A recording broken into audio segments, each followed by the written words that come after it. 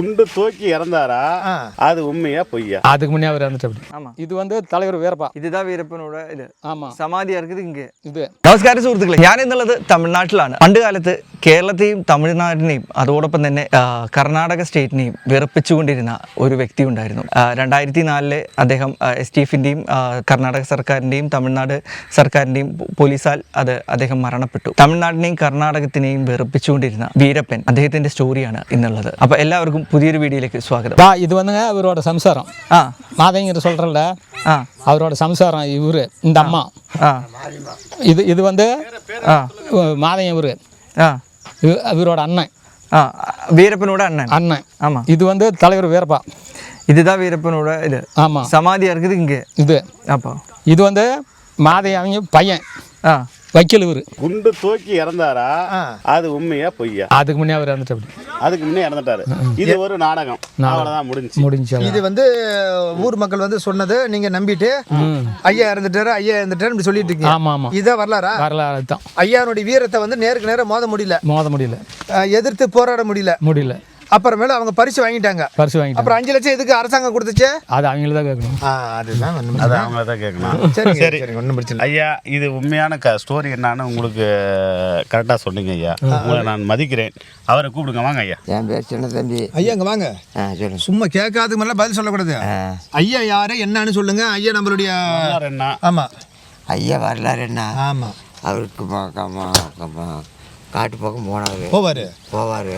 போயிட்டு இல்லை நீங்களாம் சின்ன வயசில் பழகி இருக்கீங்களா? பழைய பார்த்துருக்குறேன். அதனால அது ஐயா வந்து எதனால அப்படி ஆயிட்டாரு? அதனால எந்த குறைக்கு அதனால ஆயிட்டாரு?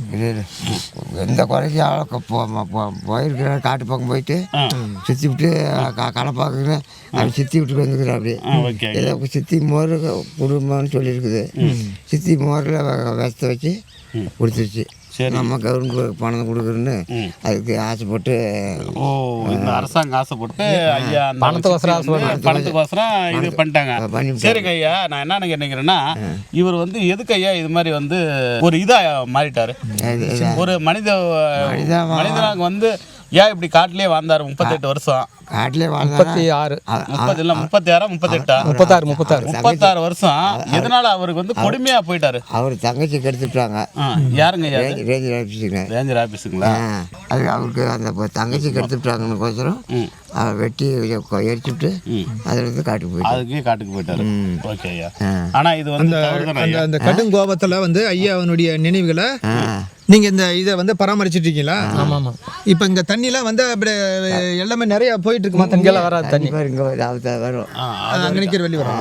இந்த வழியில வர முடியாது. தண்ணி வந்து ரப்பாரா வந்து வர முடியாது. இந்த வழியில வர முடியாது.